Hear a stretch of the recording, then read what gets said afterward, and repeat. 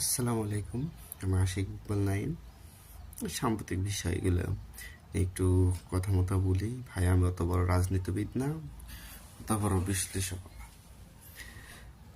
কিন্তু জাস্ট কিছু জ্ঞান আল্লাহ তাআলার উপর থেকে দিছে, কিছু আর কি গবেষণা করি, বুঝি। আপনারা সোভিয়েত ইউনিয়নের কথা হয়তো মনে থাকবে যে দ্বিতীয় ওয়ার্ল্ড ওয়ারের পর, দ্বিতীয় বিশ্বযুদ্ধের পর যে দুইটা শক্তির আবির্ভাব ঘটেছিল, আমেরিকা অ্যান্ড সোভিয়েত ইউনিয়ন। দুইজনের মধ্যে যে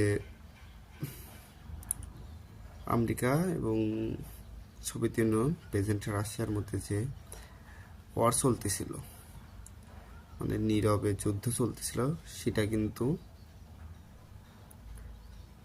অস্ত্রের যুদ্ধ না, সম্মুখ সারির যুদ্ধ না, সেটা চলছিল অর্থনৈতিক যুদ্ধ। এবং এই ছায়াযুদ্ধের মধ্যে সোভিয়েত ইউনিয়নের পতন ঘটে এবং অনেকগুলো রাষ্ট্রের জন্ম নেয়।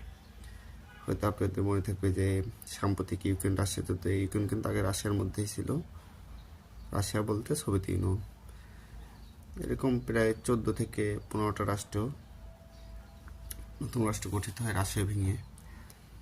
তাহলে ভাবতে পারেন, রাশিয়া এখনো সবচেয়ে বড় দেশ। আমাদের বাংলাদেশের থেকেও দেখা যাবে 40টার মতো হবে। সেই রাশিয়া ভেঙেও আগে তাহলে সোভিয়েত ইউনিয়ন কত বছর, 14টা রাষ্ট্র অলরেডি গঠিত হয়েছে। তা আমাদের প্রতিবেশী যে দাদারা আছে, চিল্লাচ্ছে, এই করতেছে, ভারতের যে কোন দল, বিশ্বাস করেন ভাই, 10 ইয়ার্স লেটার ভারত থাকবে না। দেখবেন যে ভারত থেকে কমপক্ষে 7-8টা রাষ্ট্র গঠিত হয়ে যাবে। 7 সিস্টার থাকবে না, আসাম, মিজোরাম, ত্রিপুরা, কলকাতাও থাকবে না, ভারত ভাগ হয়ে যাবে। হ্যাঁ, এখন আমার কথাগুলো হাস্যকর মনে হচ্ছে যে পাগল। ভাই, পলিটিক্স, রাজনীতি কখন কি হয় বোঝা বড় দেয়। কেউ ভাবছিল হাসিনা পালাই যাবে, তোমাদের আপা, ভাবে নাই।